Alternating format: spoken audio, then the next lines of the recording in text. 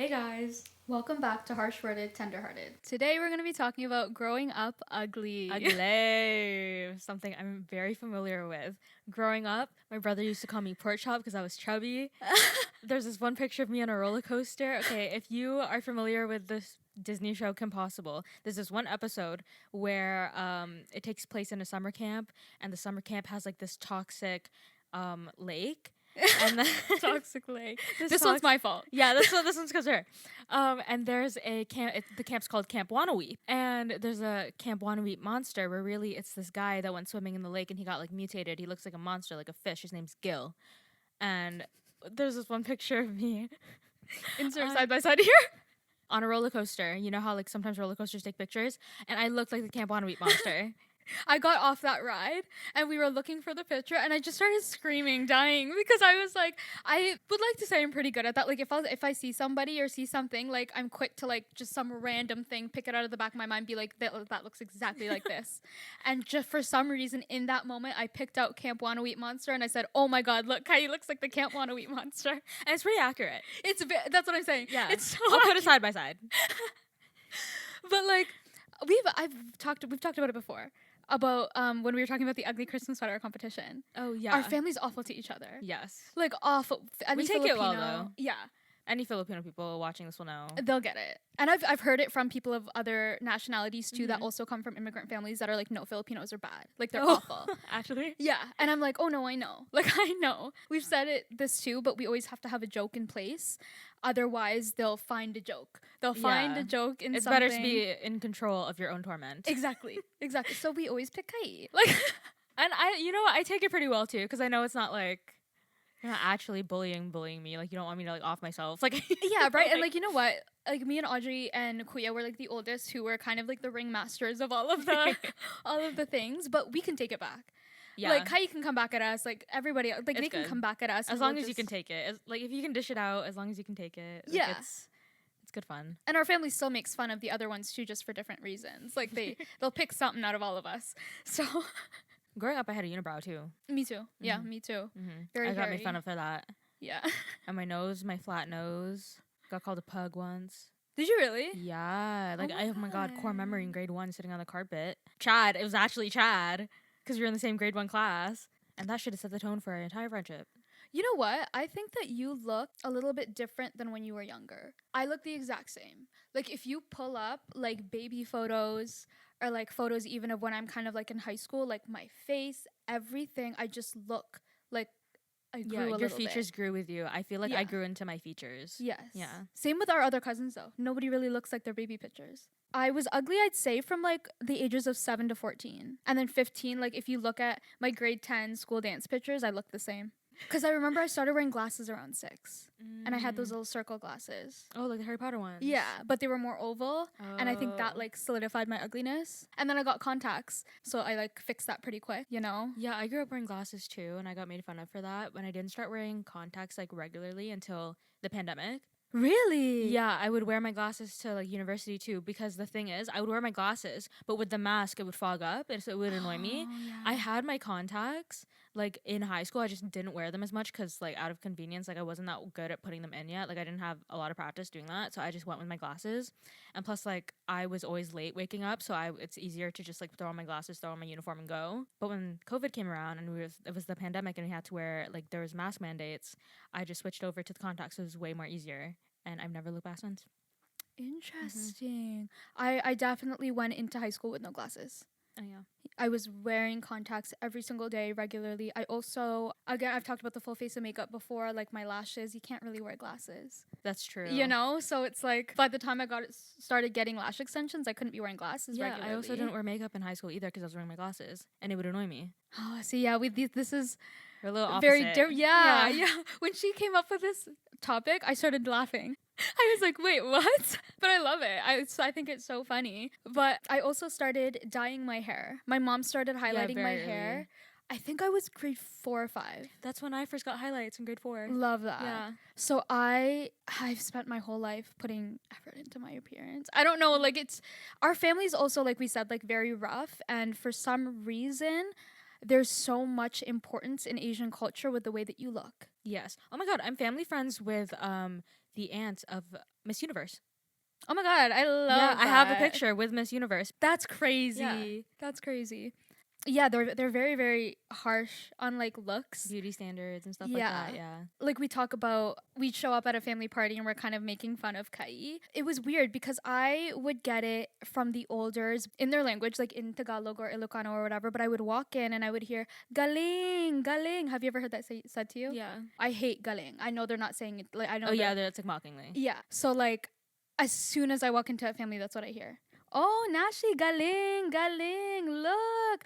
I know that they're shit talking me. You won't understand unless you're Filipino, but like the intention behind it is not pure. And it almost bothered me to the point that I was like nothing I do will be good enough. I'm too pretty, I'm wow. too ugly, Yeah. I'm too big, I'm too small. And it's like you weigh over. I know it's always something, isn't it? It's always Yeah. something. We live in Canada, so it is very different. I would be younger, weighing less than I should, and people around me that live here are saying you're unhealthy. And then my family is like, oh my God, you've never looked better. It's very mixed messages, you know?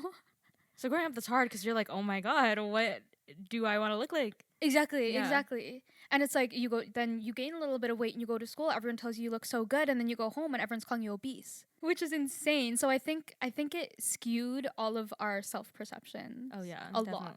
I think it made us very, very insecure. Like I do Yes. put a lot of the blame for the way that we've perceived ourselves growing up on our family. Genuinely. Like I don't even think it was like media or anything like that, because the media was telling us to be something very, very different than our family was. So it's kind of like I placed a lot of the blame there, and then having to like grow up and try to fix it with all of the mixed messages is so difficult. So then now it's like I still don't even really know what I want to look like or like what I'm supposed to look like or anything like that.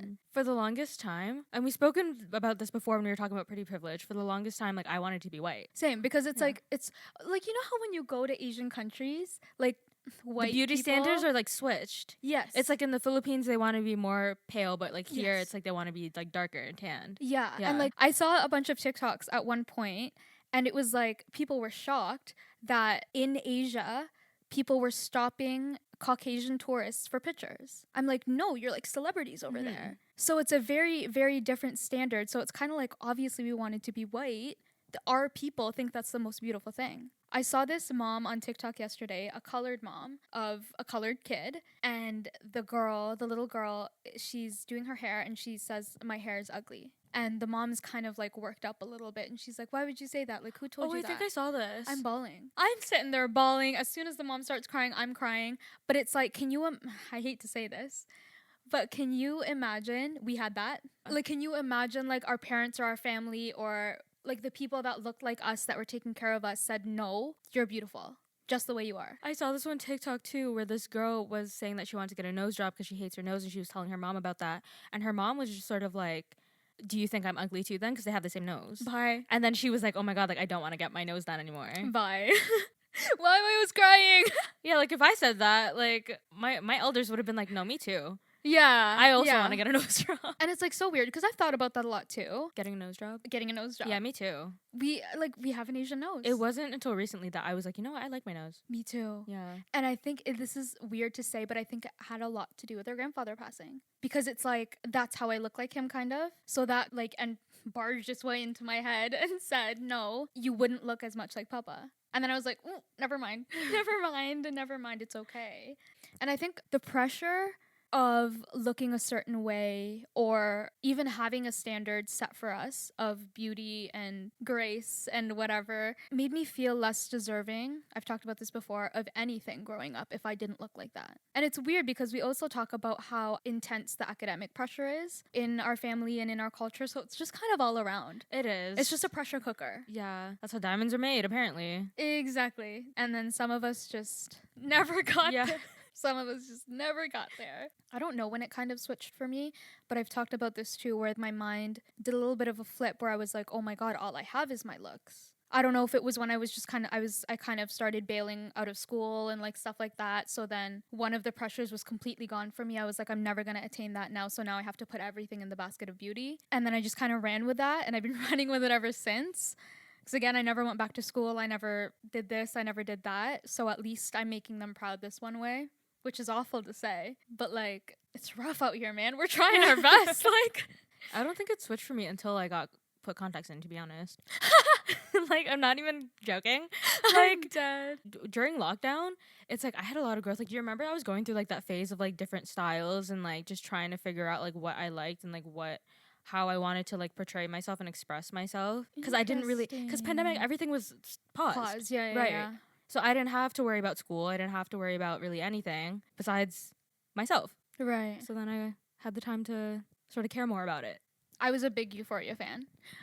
big Euphoria fan. I know a lot of people said it wasn't relatable. It was very relatable to me. There's a scene, and I think it's Maddie telling Lexi, like, just pretty much fake it till you make it. What did she say? Yeah, Nobody yeah. cares. She said nobody cares. Because Maddie was doing Lexi's makeup, and then she's like, how do you feel? And Lexi's like, I feel stupid. Like, I feel ridiculous. Right. Like, I don't know how you're so confident. And then Maddie was like, nobody is. You just fake it till you make it. That has been my motto since I was little. Yeah. Not like little, but like I remember going into high school and I was shy. I was a mouse. I was like, I did not want to be in my skin. Like I hated myself so much. And then I met my vocal teacher, and my vocal teacher praised me to the moon just because of the talent that I had. It didn't matter what I looked like. It didn't matter how I spoke. It didn't matter how many friends I had. It was, this girl has talent and I'm going to praise her for it. And then she tried to help me build confidence because I had the talent. I didn't have the confidence. I did not want to open my mouth. I did not want anybody to look at me.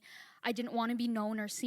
And then she was like, Natasha, if you match your confidence with your voice, you'll be set forever. Like you will never have to like worry about it again, because if it matched your talent, you'd be the most confident person in the world. And I remember sitting there thinking about it, and I was like, you know what? That's true, and I can apply that to any place in my life. And I did. That was the beginning of high school, wore makeup to school every single day. I did my hair. I did this. I did that. And it was all fake. It was all fake. I was still struggling. I would get up and I would sing karaoke, and I would audition for all the solos, and I would go in the bathroom and I'd like have a panic attack. Because I was like, oh my God, that's not who I am, but that's exactly who I want to be. Mm-hmm. So I did it and I did it and I did it and I did it. And somewhere along the line, I ended up telling everybody, fake it till you make it. Like I don't even, it's so blur. I faked it so hard that I can't even pinpoint it because it's such a blur. Like I literally can't even pick a year or like an age or anything, because I don't know when it actually became real, because I was faking it so unbelievably hard. Oh my God, that's how I like stopped being suicidal. Okay, true. Like, no, genuinely, it works. like it works yeah, with anything. Kind of relating to growing up ugly, self-perception. Looking stupid. I always say like embarrassment isn't real. I get embarrassed sometimes with like really big things. Like if something's like actually serious, I might get embarrassed. Like my higher ups at work think I'm an idiot. Okay, I'm embarrassed, you know? But if I'm like falling in public, or if like I have a stain on my pants, like who the fuck cares? And I remember being in vocal again. After I graduated, I stayed a couple years and I volunteered with my vocal teacher. She helped me a lot, and I was able to do a lot in kind of like the teacher world without having an education for it. And I would run these performances that the high school would put on to sell their programs to the incoming freshmen. And a lot of times it was Christmas. And obviously it's kind of like a glee club. There's like choreography. Those teenagers were looking at me with the angriest eyes I've ever fucking seen. Like no 14-year-olds want to be going, Christmas. Oh no, yeah. And I looked at them and I said, if you have that stupid ass face on your face, everyone's gonna think you look stupid. If you look like you are having the most fun in your life, nobody's even gonna think a thing. It's a performance. Take that, run with it with everything in your life. You think you look stupid, everybody else thinks you look stupid too. Yeah, that's what my music teacher would say to us too. Yeah, you don't think you look stupid, you're confident, nobody's even gonna blink an eye. They're almost gonna be scared of you. And let them. I hate to, and I've been saying this about a lot of things lately, and I used to hate when people, if you said to me when I was younger, it's all in my head, oh, my head was through the wall. Now that I've gone through everything, I can very confidently tell everybody younger than me that it is all in your head. And that's not saying just smile. That I still hate. Oh, yeah. Because it's like, you can tell me it's all in my mind. Who the hell is now going to give me the tools to differentiate that? Therapy. Do you know what I'm saying? That's why I think everyone should be in therapy. But it's like, it is all a mindset. It's just some people have more trouble flipping that mindset, which is very understandable.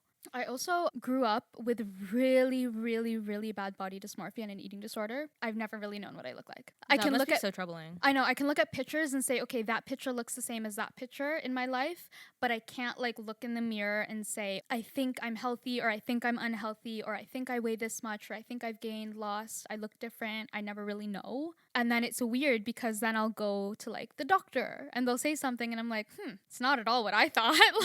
like that's weird. Like when I first got diagnosed, I thought I was the healthiest I'd ever been. Like genuinely. I thought that like this is great. This is exactly where I'm supposed to be, and they kept me in the hospital because I couldn't do anything. And then I had to cease all activity until I gained weight. And then I like went for it sent me into this thing because again, like I'm saying, like I'm like my family doesn't want this. My family does not want this. Honestly, I don't remember it. You don't remember? I remember visiting you in the hospital because nobody would tell me what was going on. Okay, fair. All I knew was that you were fair. in the hospital and you were okay. She was like 10 though. Yeah. I think. Yeah. I literally, nobody told me what you were in for. And I remember I have like this distinct memory now that I know what it was for. But I literally asked you how the hospital food was. I literally asked you how it was. And I like, which is crazy because I wasn't actually eating. I was.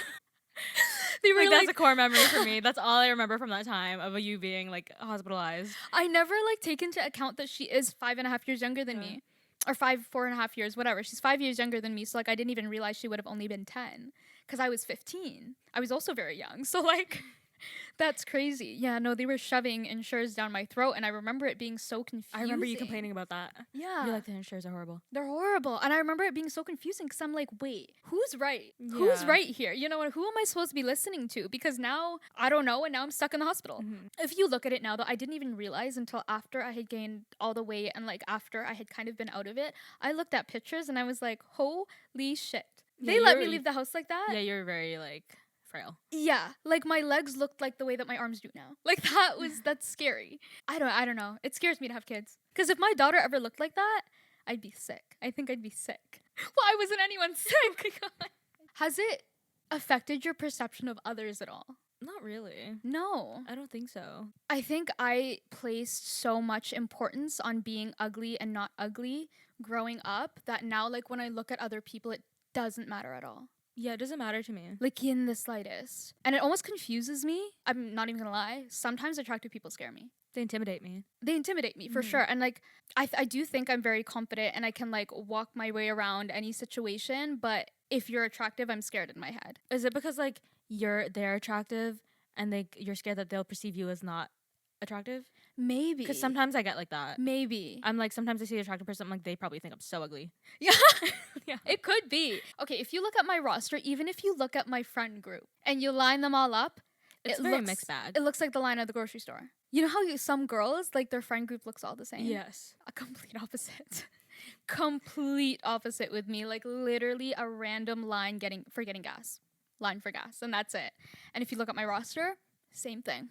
And I can very confidently say that I have never dated somebody that I've been attracted to. And it's weird and it's confusing because then when you're attractive and I think that you're attractive, I don't want anything from you. It's really weird. And every like built relationship is strictly off of emotion. I will sleep with you the very first day we meet.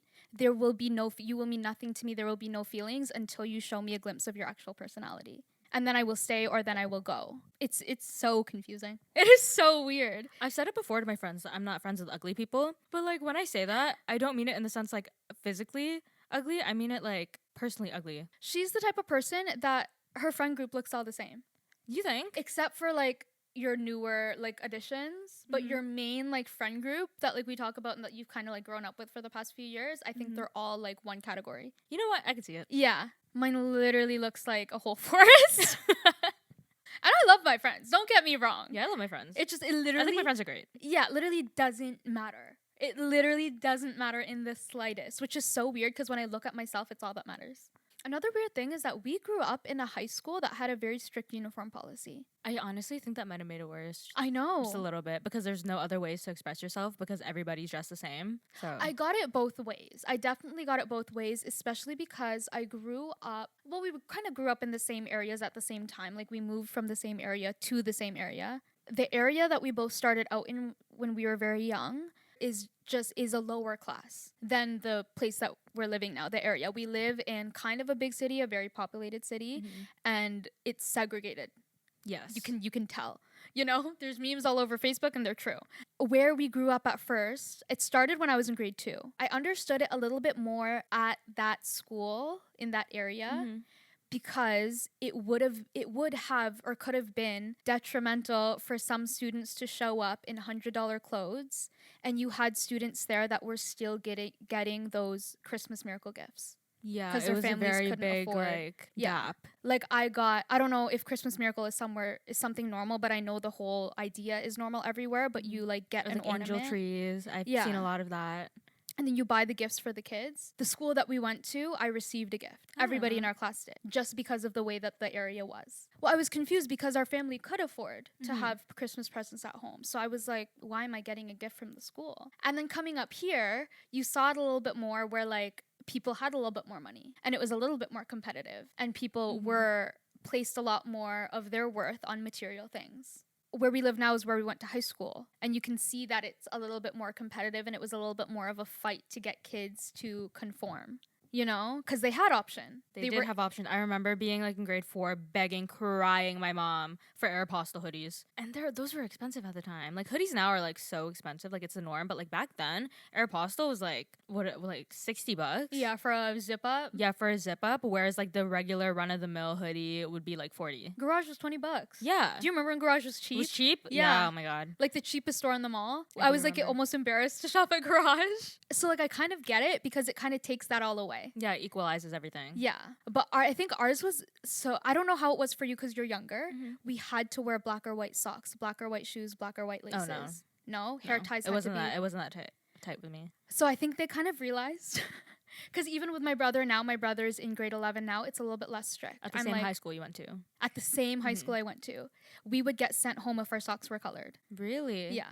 I think it's less strict too because I live in the area where my high school is. So I'll see high school kids walking around. And like if I was dressed the way that they were dressed when I was in high school, and it wasn't that long ago, I would have been sent home. Oh yeah. I would have gotten written up. Oh yeah. Even the rolled sleeves, sent home. Yeah, really? Oh my god, it was so bad. Oh my god, it was so tough for my high school too because my high school is the oldest building in our district and we didn't have air conditioning in the summer. No way. We did not have air conditioning in the summer. No One person way. each year would pass out and we would like call it a half day. Oh my god. And that's just how it was. So then you would have people like trying to roll up their shorts because they're so hot and like you'd get in trouble even though it was so hot, or like even like rolling up your sleeves. And we would get out of uniform. Yeah, it's out of uniform technically.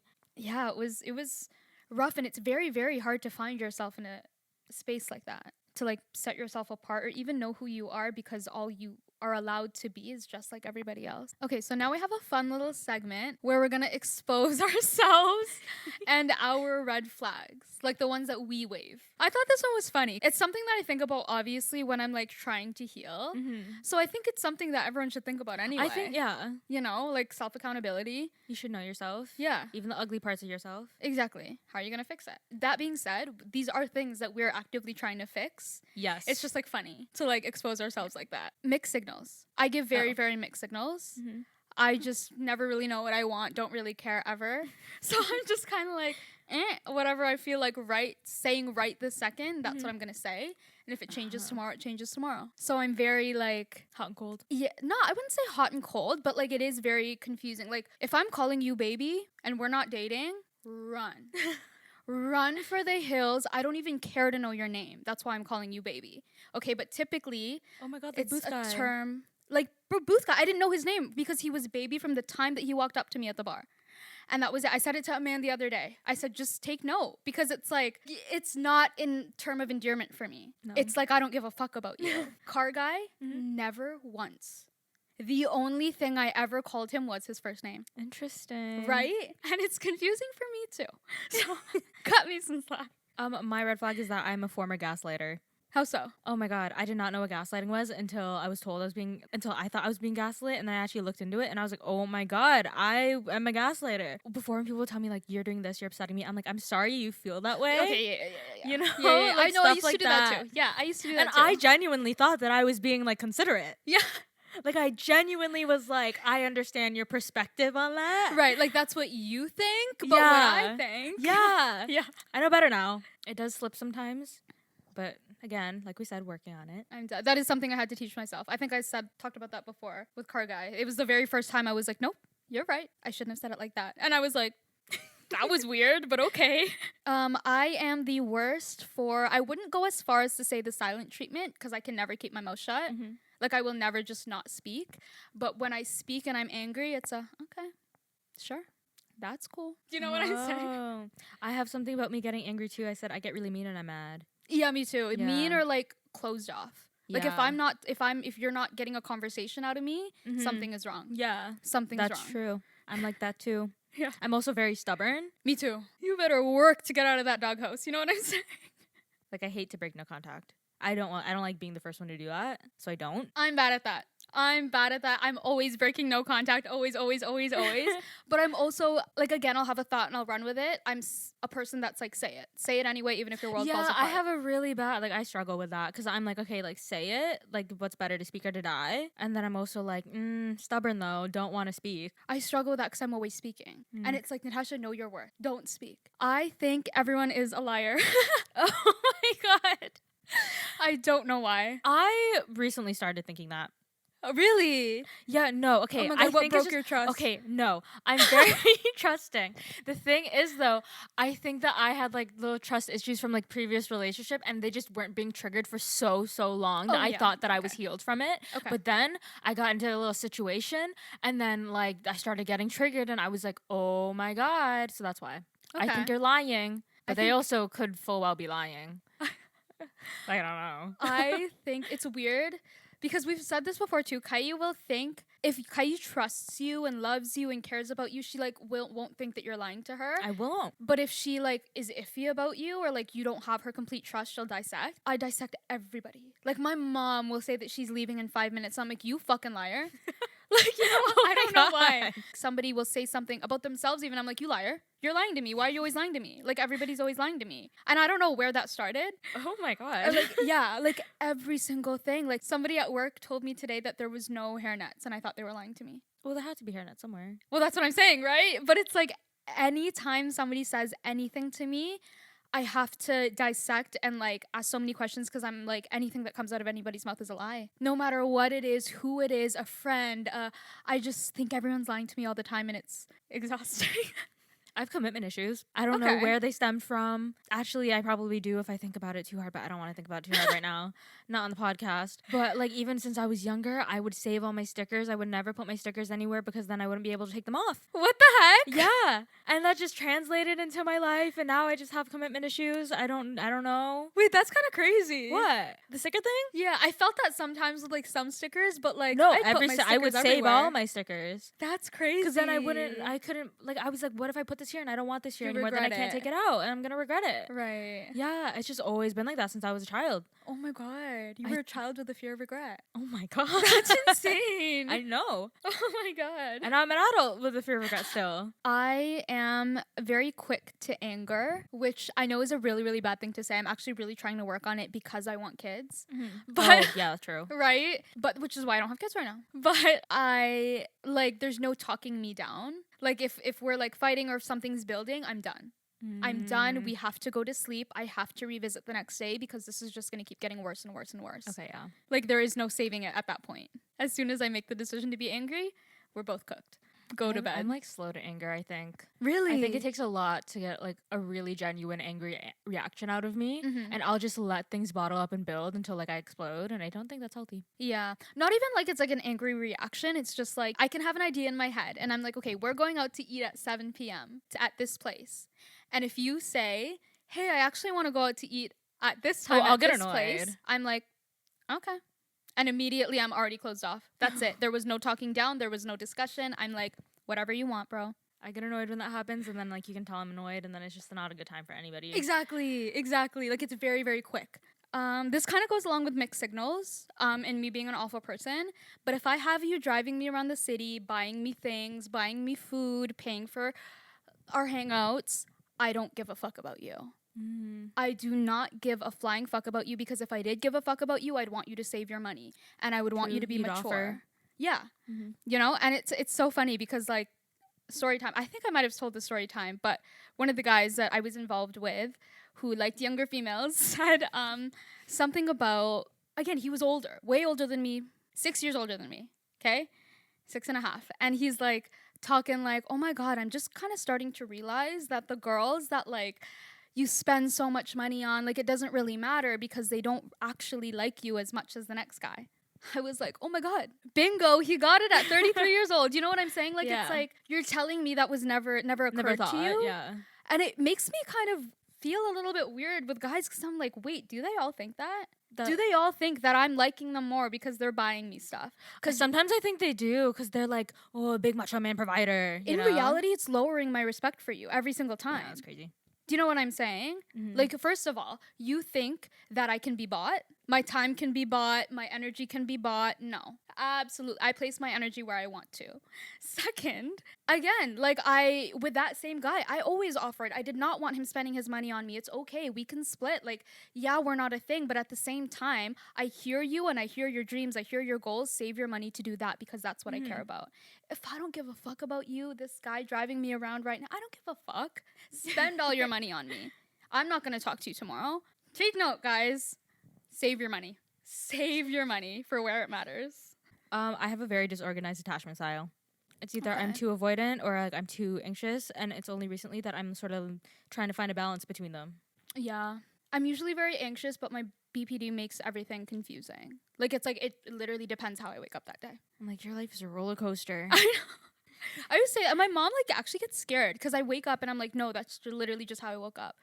Or people will notice I'm different from yesterday. I'm like, yeah, because that's how I woke up today. It's weird. Very weird. Another red flag, BPD, I will never give you peace. Moving on. I'm dead. I never stop talking in the sense that, like, a lot of people know my business when they shouldn't know my business. Oh, me too. And I always have to have the last word. It's so bad. I'm not even going to tell the story time because it's so fucking embarrassing. But I always have to have the last word, even if it ruins my life. One could argue I'm the news. But, okay, one thing about that, though. Gossiping and shit talking are not the same thing. Okay? No. Shit talking, I don't shit talk. Okay, it's intentional. I try. Yeah, I'm never like bashing on anybody's character. Not really. Like unless you like really, really deserve it. Yeah. But like recently, I was accused of talking shit. I was not talking shit. It's not talking shit if you did it. That's true. It is not talking. That's true. If you don't want it to be talked about, don't do bad things. I've always said that if you don't want it talked about, don't do it. Don't say it. Don't do bad things. Don't do it. Yeah. I'm reporting facts. I'm not talking shit. I'm reporting facts. Like we said, anything we say here, we'll say to your face. Yes, and I will say that to your face if I ever see you and you ever confront me and you know who I'm talking about. It's like, if I ever see you again and you know who I'm talking about.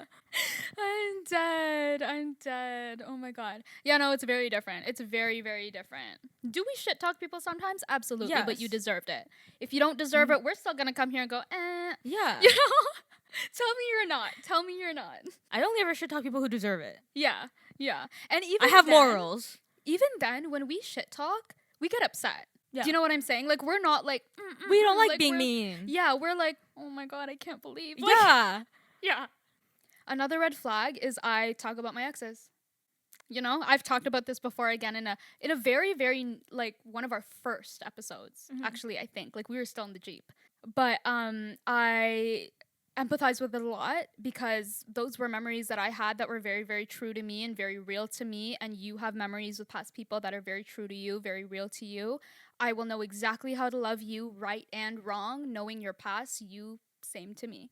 I'm never going to say, like, I'm still in love with my ex. I don't have feelings for anybody.